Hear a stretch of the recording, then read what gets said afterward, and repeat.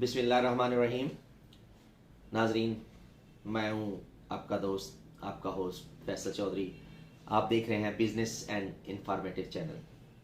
ناظرین، آج ہم آپ لوگوں سے جس ادبی شخصیت کی ملاقات کروا رہے ہیں، انہوں نے اپنی ادبی شروعات سے ہی ہر کسی کو چونکا کر رکھ دیا. اچھوتے موضوعات کے طویل ناولز اور ناولز سے ایک دم نظروں میں آ گئے تھے. ادب اطفال میں آل راؤنڈر رائٹرز کم ہی پیدا ہوتے ہیں جو کسی بھی موضوع پر لکھیں تو لگتا ہے انہیں بس اسی موضوع پر عبور حاصل ہے. ان کا شمار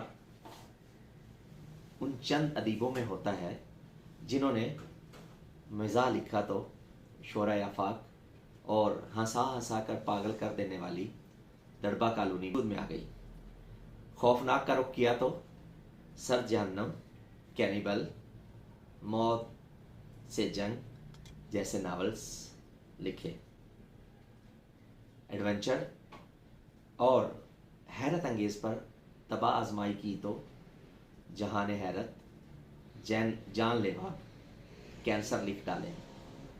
سائنس فکشن پر قلم آزمایا تو سرخ سیارہ، ماسٹر، طلسم ہوشوبا کے علاوہ کئی سائنسی کہانیاں شائع ہو کر پڑھنے والوں میں مقبول ہوئیں. معاشرتی، اصلاحی اور اسلامی کہانیوں پر قلم چلایا تو دل چیر کر رکھ دیے. بچوں کے ادب کا طویل ترین تاریخ رقم کر دینے والا تبازات قسط وار ناول آگ کا بیٹا انہی کا کارنامہ ہے. پاکستانی بچوں کے ادب کو آپ بیتی، بک آف دی ریکارڈز، مزاحیہ کردار نمبر، شاہکار کہانی نمبر اور رسالہ بیتی کے آئیڈیاز دیے. ناظرین، وہ قلمکار جس کی محسوس اور غیر محسوس طریقے سے پیروی کی جاتی ہے، جناب نوشاد عادل. آئیے آج ہم آپ لوگوں سے ان کی ملاقات کراتے ہیں. کچھ تفصیل بتائیے گا اپنے بارے میں. ادب کے بارے میں نہیں، اپنے بارے میں؟ پہلے تو اپنا تعارف کرا دینا تھوڑی سی. اچھا تھوڑا تعارف کرا دینا. اچھا، مطلب جہاں تک لکھنے کا سوال ہے تو میں ویسے بات بچپن سے ہی مجھے لکھنے کا، پڑھنے کا شوق تھا. اصل میں میری والدہ جو تھیں وہ مطلب انہیں پڑھنے کا شوق تھا. ہمارے گھر میں رسائل آتے تھے، اخباری جہاں وغیرہ، وہیں سے مجھے پھر ظاہر سی بات پڑھنے کا بھی شوق ہوا. اس کے بعد ہلکے ہلکے یہی پھر اشتیاق احمد پڑھا، مطلب بچوں کے رسائل وغیرہ، اشتیاق احمد، ابن صفی وغیرہ. اور دھیرے دھیرے پھر کبھی خیال آیا کہ خود بھی لکھوں. لیکن وہ مجھے خیال کس طرح سے آیا کہ جب میں بچوں کے رسائل پڑھا کرتا تھا، ان میں جو بیکار کہانیاں ہوتی، بکواس کہانیاں پڑھ کے مجھے خیال آیا کہ یار ان سے اچھی تو میں لکھ سکتا ہوں. اور یہ بہت پہلے کی بات ہے جب میں چھوٹا تھا. تو بس سمجھ لیں یہ جو میرا سبب بنا لکھنے کی طرف آنے کا، وہ بیکار کہانیاں پڑھ کے بنا. اور جب ہم لاہور گئے تھے ابھی 6-7 سال پہلے کاروان ادب کے ایک تقریب میں، تو وہاں پر یہی بات یونس جاوید صاحب نے بھی کہی تھی کہ انہیں بھی بکواس کہانیاں دیکھ کر یا پڑھ کر لکھنے کا خیال آیا. تو میں وہاں یہ چونکا تھا کہ یہی بات میرے ساتھ بھی ہوئی تھی. آپ بیتی کے آئیڈیل کی آپ موجد ہیں، اس بارے میں کچھ تفصیل بتائیے. آپ بیتیوں کا آئیڈیا بھی سمجھیں کہ یہ بھی ایک بچپن کی کہانی ہے کہ جب میں بہت چھوٹا ہوا کرتا تھا تو میرے ابو مجھے کہانیاں سناتے تھے، جیسے بچوں کو سونے سے پہلے والدین کہانیاں وغیرہ سناتے ہیں.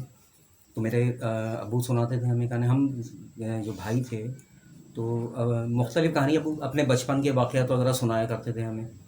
اب ہوتے ہوتے کئی سال جب گزر گئے تو ابو وہی واقعات بار بار سنانے لگے. تو مجھے ایسا لگا کہ ابو کے بھائی 10-15-20 واقعات کے علاوہ ہے نہیں. تو میں نے سوچا کہ یار کہیں میں جب بڑا ہوں گا، اس عمر میں ہوں گا، میرے پاس بھی کیا 20-25 ہی واقعات ہوں گے. تو میں نے کیا کیا کہ اپنی بہت ضخیم سا میں نے ایک رجسٹر ٹائپ کا لے کر آیا. اس میں نے اپنے بچپن کے واقعات لکھنا شروع کر دیا، اپنی پیدائش سے پہلے وہ سب لکھے. اور اب میرا خیال میں اگر اب میں نے میٹرک تک لکھے ہیں وہ ساری اپنی تفصیل، اور اگر ان کو کتاب کی صورت میں کہ کم از کم 600-700 صفحوں کو میں لکھ چکا ہوں. اس کے یہاں سے مجھے آپ بیتیوں کا خیال آیا. پھر جب کہانیاں لکھنے لگا बहुत से राइटर्स को मैं देखा करता था उस दौर के, कि जो उन्हें लोगों को पता तो है ये कैसा लिखता है। हनीफ सहर होते थे उस दौर में, मुस्तफ़ा चांद और बहुत से उस वक्त के राइटर, लेकिन हमें उनके बारे में नहीं पता था कि उन क्या हैं, कौन हैं, उन्होंने कहाँ पढ़ा, उनके माँ बाप, बहन भाई किस स्कूल से पढ़ा, क्या, वो कुछ नहीं इल्म था, सिर्फ कहानियों का इल्म था। तो यहाँ से मुझे ख़्याल आया, मैंने मोहम्मद वसीम ख़ान नटखट के एडिटर होते हैं, तो उन्हें मैंने आइडिया दिया कि क्यों ना बच्चों के अदीबों की आबितियाँ भी होनी चाहिए। ये तो पहले मैंने आइडिया दिया था कि आप बीतियाँ नंबर शाया किया जाए नटखट का। तो हमने तकरीबन समझ लें 2 साल तक वो मैंने इश्तिहार भी बना के दिया, इश्तिहार भी छपा रिसाले में, लेकिन किसी ने शायद संजीदा नहीं लिया या समझ में नहीं आया। 2 साल हो गए, 2 साल तक किसी की कोई आपबीती नहीं आई। तो वसीम भाई, मैंने वसीम ने ऐसे कहा, यार ये वाह, ये तो समझ लें बिल्कुल ये तो फ्लॉप हो गया हमारा आइडिया, नाकाम हो गया। बोले यार एक काम करो, तुम पहली आपबीती अपनी लिखो, उसके बाद फिर शुरू हो जाएगा ये वाक़या, ये सारे सिलसिला शुरू होगा। मैंने कहा ठीक है। पहले तो मतलब मैं चाहता था कि मसूद अहमद बरकाती साहब की हो, लेकिन उन्होंने भी समझ लिया टाल मटोल से काम लिया, और फिर पहली मैंने लिखी अपनी आप की, पहली लिखी, उसका स्केच वगैरह भी बना अच्छा सा, वसीम भाई ने बनवाया। फिर मेरे बाद भी जब मेरी आपबीती छपी, उसके बाद समझ लें सिलसिला जो चला है, 2000 फरवरी 2001 में मेरी नटखट के शुमारे में लगी थी, तो 2001 से लेके ये 2000 समझ लें 22 आ गया है, और अब तक ये सिलसिला चल रहा है। लेकिन पहले नटखट में चला, फिर दूसरा दौर इसका कह लें या दूसरा सीज़न कह लें, जो कि अनोखी कहानियों में छपा। मैंने महबूब इलाही महमूद साहब, उनसे मैंने कहा कि इसमें शुरू किया जाए, जब नटखट बंद हो गया। फिर इसमें शुरू हुआ, तकरीबन हम अब तक 80 राइटर्स की छाप चुके हैं हम आपबीतियाँ, और माशाल्लाह 2 हिस्से हम छाप चुके हैं आपबीतियों के, जिसके बारे में तफसीलात बहुत सी महबूब भाई ने भी बताई है आपको। और जिस तरह से दूसरे हिस्से की पजीर आई हुई है हमारे, वो मतलब हमारे भी तवक्को में नहीं थी कि यार ये इतना ज़्यादा ये वो कामयाब होगी हमारी किताब, और अल्हम्दुलिल्लाह। अच्छा, आप पर एमफिल का मुकाला लिखा गया, इस हवाले से कुछ तफसील बताएं। एमफिल का मुकाला इस तरह से हुआ कि मुझे तो इल्म है, हमारे एक फैसलाबाद की यूनिवर्सिटी है, वहाँ के जो प्रोफेसर साहब हैं वो ख़ुद भी राइटर हैं, बच्चों के अदब बहुत पुराना ताल्लुक़ है, वो उनकी बच्चों के अदब पर बड़ी गहरी नज़र है कि कौन क्या लिख रहा है क्या नहीं, तो उन्हें ज़ाहिर सी बात है सभी का इल्म है। तो उन्होंने मुझसे रब्ता किया, देखा काम वगैरह, बिलखुसूस मेरा लिखना अपनी जगह, लेकिन आपबीतियों का आइडिया देना, जो आपबीतियों का आइडिया, वो एक अलग पोर्शन है। मेरा लिखा अपनी जगह, आपबीतियों का आइडिया देना अपनी जगह, क्योंकि बच्चों के अदब में कभी ऐसा नहीं हुआ। जब डॉक्टर अफजल हमीद साहब ने मुझसे रब्ता किया, मैंने कहा ठीक है, अगर आप मुझे इस काबिल समझते हैं कि ऐसा कुछ हो, तो बिल्कुल मैं तैयार हूँ। तो फिर मुश्किल यहाँ हुई मुझे कि पूरा अपना मैटर फ़राहम करना था, उन्हें भेजना था, जिन्हें उन्होंने रेकमेंड किया था, एक लड़की हैं, उन्होंने लिखा इस बारे में, भक्कर की होती हैं ग़ज़ाल किश्वर। फिर उन्हें मैंने प्रोवाइड करता रहा जो मुझे देना थे उन्हें। तो फिर बहरहाल वो खैर बड़ा लंबा है, मेरी कुछ सुस्ती भी रही कि थोड़ा टाइम भी लगा, क्योंकि एक एक कहानी निकाल के देना, भेजना, कुछ मोबाइल की तस्वीरें करके भेजी, कुछ अब वैसे ही हमें डाक से रिसाइल भेजना पड़े, किताबें भेजी अपनी, बहरहाल इस तरह से ये मुकाला हुआ। अच्छा, आजकल देखा गया है कि नेट के ऊपर भी काफ़ी सारे सोशल मीडिया पर भी लिखारी बहुत ज़्यादा नज़र आते हैं, तो आपको क्या फ़र्क महसूस होता है एक आप प्रोफेशनल लिखारी में और जो फेसबुक पे लिखे जाते हैं? ये तो ऐसा समझ लें कि जैसे देसी मुर्गी और फार्मिंग। तो जो मतलब देखें, पहले जैसे पीटीवी के दौर के अगर अदाकारों का कहा जाता है कि वो लेजेंड्स थे, वो सही मानों में मंझे हुए थे, आज उनका एक मकाम है। हालांकि अभी इतने चैनल्स हैं, इतने अदाकार हैं, अदाकाराएँ हैं, लेकिन वो चीज़ हासिल नहीं हो सकी, वो मकाम जो पीटीवी के लेजेंड्स का होता था। पहले का दौर का एक पीटीवी के दौर का एक छोटा अदाकार भी होता था, आज के दौर का वो बहुत बड़ा अदाकार है। तो समझें जो अदब का भी ये हाल है, बच्चों के अदब का, कि यहाँ लिखने वालों का जो रिसाइल में पुराने लिखा करते थे, उनका एक अलग मतलब उन्होंने जो कुछ लिखा वो समझ लें आज के दौर का बहुत माना जाता है, समझा जाता है उनकी किताबों को। इस तरह के ऐसे बहुत से राइटर हैं, बिलखुसूस मैं ज़िक्र करूँगा नज़ीर अम्मालवी भाई हैं हमारे, लाहौर के, शायद उनसे ज़्यादा मेरे ख़्याल में बच्चों के अदब में किसी ने नहीं लिखा। 5000 कहानियाँ, तबाज़ात, बल्कि इससे ज़्यादा लिख चुके हैं, और 70 की किताबें उन्होंने तबाज़ात लिखी हैं, जो कि कोई तर्जुमा नहीं, खुद अपनी समझ से अपनी किताबें लिखी है। تو بہرحال یہ فرق بہت ہے بچوں اس رائٹر کا، دیسی رائٹر کا اور فارمی رائٹر کا۔ اچھا، 80 اور 90 کی دہائی کے بچوں کا ادب اور آج کے بچوں کے ادب میں کیا فرق دکھتا ہے؟ 80 اور 90 کی دہائی کا بھی سمجھ لیں یہی والا فرق ہے، کیونکہ اس وقت دیکھیں میں سوشل میڈیا اس ٹائپ کی کوئی چیز نہیں تھی، یہ فیس بک انٹرنیٹ وغیرہ اس ٹائپ کی چیزیں نہیں تھی، تو ان کی ساری تمام تر جو توجہ مرکوز تھی وہ کتابوں پہ تھی اور لکھنے پہ تھی، وہ اور کچھ نہیں، وہ لکھتے تھے، ڈاک کے حوالے کرتے تھے اور کتاب ان کی کہانی تحریر ان کی پہنچ جاتی تھی، وہ چھپ جاتی تھی، اس کے علاوہ اور کوئی ایسا وہ نہیں ہوتا تھا۔ لیکن آج مطلب رائٹر جو کر رہے ہیں زیادہ تر جب فیس بک پر ہوتے ہیں، فیس بک پہ تحریر لکھ دی تو وہ اس میں اچھا ایک چیز سب سے اہم جو سوال کا صحیح معنی میں جواب تو یہ ہونا چاہیے، وہ یہ ہے کہ بہت سے اس دور کے جو رائٹر تھے انہیں بہت عرصہ لگا اس مقام تک پہنچنے میں، 80-90 کے جو آپ نے ذکر کیا، اس مقام تک پہنچنے میں بہت عرصہ لگا۔ دیکھیں مجھے بھی 27-28 سال ہو رہے ہیں لکھتے ہوئے، اور اگر چھوٹا موٹا جو آج میں کر پایا ہوں تو وہ اس کے پیچھے ہی 27-28 سال ہیں، ایک دم نہیں ہے۔ لیکن آج کا جو رائٹر ہے اس کا یہ ہے کہ چند کہانیاں لکھتا ہے اور وہ بہرحال وہ کوئی اپنا یوٹیوب چینل بھی کھول لیتا ہے اور سکھانے بھی لگتا ہے اور وہ تنقید نگار بھی بن جاتا ہے، اور ایسی بہت سی چیزیں، یعنی کہ بہت فاسٹ ہے، اس کو بہت جلدی ہے، جلد باز ہے میرے خیال میں۔ اچھا، قلم کتاب کے بارے میں بتائیں، وہ کس نوعیت کی کتاب ہے؟ قلم کتاب کا آئیڈیا اصل میں ہمارے ایک دوست ہوتا ہے فیس بک پہ، رابطے میں ہوتا تھا، اس نے پھر ایک بار ذکر کیا کہ کیونکہ جب ان دنوں آبیدیوں کی کتاب میں اور محبوب الہی مخمور ہم لوگ چھاپے تھے، اس نے ذکر کیا کہ یار اسے جو ہینڈ رائٹنگ جمع کرنے کا بڑا شوق ہے، آپ اپنی ہینڈ رائٹنگ میں مجھے اپنے دستخط کر کے بھیج دیں، مطلب۔ تو پھر کہنے لگا کہ نوشاد بھائی، محمد عثمان نام ہے ان کا، اس نے مجھ سے کہا کہ یار ایک کوئی اگر ایسا بھی ہو کہ آپ رسالے میں انوکھی کہانیاں میں اگر لوگوں کی ہینڈ رائٹنگ بھی محفوظ کرنا شروع کر دیں، تو میں نے کہا یار رسالے کے بجائے اگر ہم کتاب کیوں نہ چھاپیں، تو بولے یہ بھی بیسٹ ہے۔ تو یہاں سے اس جو محمد عثمان ہیں، ذوالفقار نام ہے ان کا، انہوں نے اصل میں یہ آئیڈیا سجھایا تھا۔ پھر ہم نے میں نے محبوب بھائی سے ذکر کیا، آئیڈیا بہت ہی کلک کیا، کیونکہ ایسی کتاب کبھی نہیں ہوئی۔ اس میں نے اضافہ یہ کیا اس آئیڈیا میں قلم کتاب کے کہ وہ واحد کتاب ہوگی جو پہلے صفحے سے لے کے اور آخری صفحے تک ایک لفظ کیا ایک نقطہ کمپوزنگ کا نہیں ہوگا، تمام کی تمام ہینڈ رائٹنگ کی ہوگی۔ اس کا ٹائٹل جو سرور ہوتا ہے میں بناؤں گا یا محبوب بھائی بنائیں یا کوئی بھی آپ بنا لیں، تو لیکن یہ کہ وہ کوئی کمپیوٹر کا اس میں کوئی کام نہیں ہوگا کمپوزنگ کا۔ پھر ہم نے مختلف رائٹر سے، بڑے رائٹر سے رابطے کیے جو ہمارے بعد نو آموز ہیں، ان سے بھی ہم چاہ رہے ہیں کہ جو موجودہ دور کے ہیں یا پچھلے جو اچھے بڑے نام تھے ان سب کی ہوں۔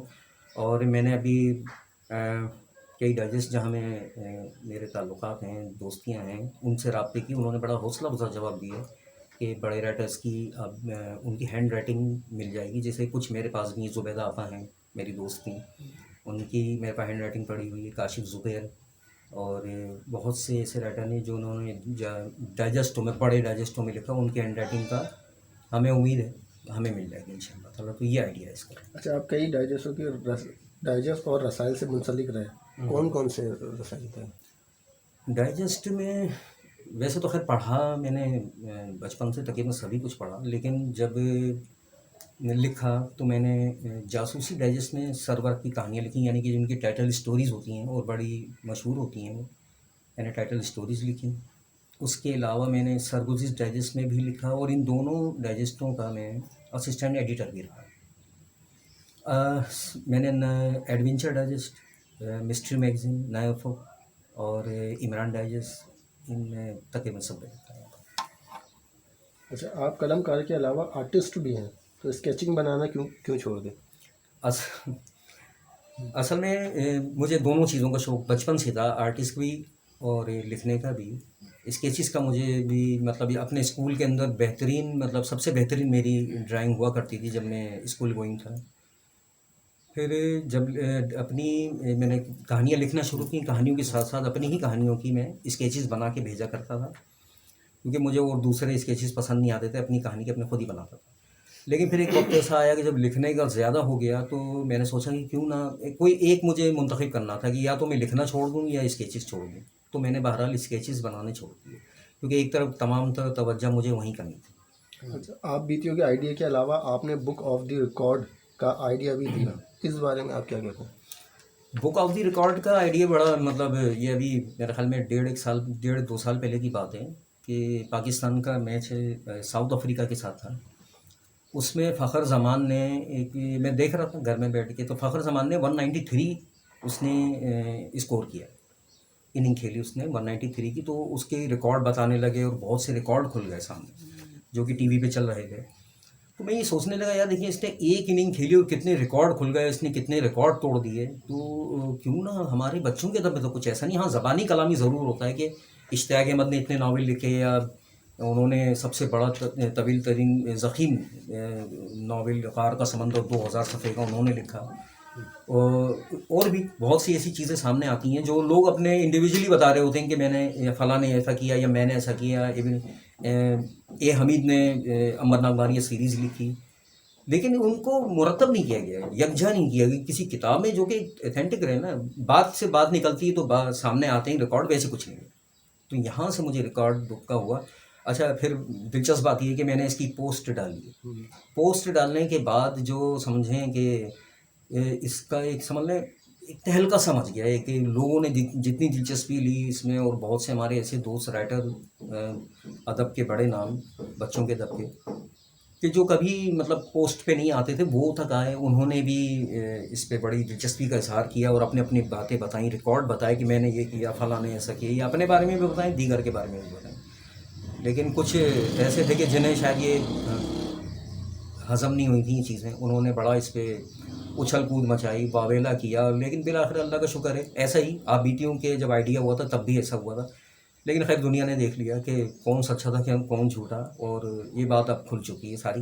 بہرحال آپ اس کا بک آف دی ریکارڈ کا ہمارا یہی آئیڈیا ہے. اور اب دیکھیں نا اشتیاق احمد کے کتنے ریکارڈز ہیں، لیکن جب ہم اس کتاب میں کریں ہم ڈال دیں گے تو ایک تاریخ کا حصہ بن جائیں گے. محبوب بھائی کا انوکھی کہانیاں کا سب سے پہلا جو PhD رسالہ ہوگا وہ زبانی کلامی بتاتے ہیں، لیکن جب کتاب میں آ جائے گا تو سمجھیں وہ پھر اتھینٹک ہو جاتی ہے بات.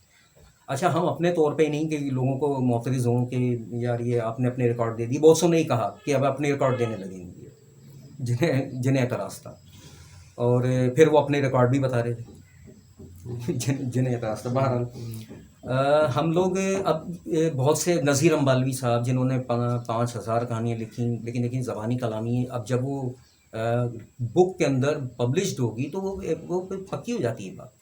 تو ایسا ہم سے بہت لوگوں نے، صرف ہم رائٹرز کا ہی نہیں، ہم شاعروں کا رسائل کے جو ریکارڈز ہیں وہ، اس کے علاوہ ہم تنظیموں کے بھی جو مختلف ادبی تنظیمیں کام کرتی ہیں یا ایوارڈز کی جو ہوں گی تفصیلات وغیرہ، وہ سب اس ایک کتاب میں ہیں انشاءاللہ سموں. اچھا یہ بتائیے اب تک آپ کی کتنی کتابیں شائع ہو چکی ہیں، اور کون سی ایسی کتاب ہے جس کو زیادہ مقبولیت حاصل ہوئی؟ اب تک میری ویسے تو 10 جو میری کہانیوں کی ہیں، ناولز کی ہیں، 10 کتابیں ہیں. اور 2 کتابیں جو آپ بیتیوں کی اس میں محبوب بھائی کے ساتھ شریک مدیر ہوں، تو اس لحاظ سے تو 12 کتابیں بنتی ہیں. اچھا اور دوسرا آپ نے کیا کیا تھا آگے؟ زیادہ مقبولیت کا حساب سے مجھے ویسے تو ہماری دڑوا یہ جو تھی آپ بیتیوں کی کتاب، بالخصوص دوسرا حصہ جو تھا اس کا تو خیر کوئی بھی کیسی کتاب نہیں چھوتی، میری ہی نہیں بلکہ اور بھی بہت سے رائٹرز کی کتاب نے اس مقبولیت کو نہیں چھوا. اس کی وجہ یہ ہے ابھی کچھ دنوں پہلے ہی کی بات ہے کہ وہ انگلش میگزین میں بھی اس پہ مطلب پورا فیچر لگا، انڈیا کے رسائل کے اندر لگا، انڈیا کی ویب سائٹس پہ، مختلف ممالک کی ویب سائٹس پہ ان کے پورا آرٹیکل ان کے لگے، بے شمار اخبارات کے اندر ان کے آرٹیکل چھپے، جو کہ ہمارے بہت مہربان دوست ہیں ذوالفقار علی بخاری جو اس کتاب میں ہمارے ساتھ معاون مدیر ہیں، انہوں نے بھی لکھے، بڑی دلچسپی سے لکھے، بہت اچھے لکھے، بڑی تفصیلات سے لکھے. اس کے ساتھ ساتھ میری ایک بہن ہے چھوٹی، وہ بھی رائٹر ہیں اور بہت اچھا لکھتی ہیں، فاقہ قمر. انہوں نے بھی اس کی ماشاءاللہ بڑی پبلسٹی بھی کی اس کتاب کے حوالے سے، اس کی فیچرز اور کالمز وغیرہ بہت سارے جگہوں پہ، رسائل میں، میگزین میں، ویب سائٹس پہ لکھے.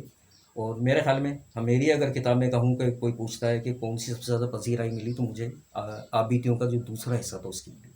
ٹھیک ہے، بہت شکریہ.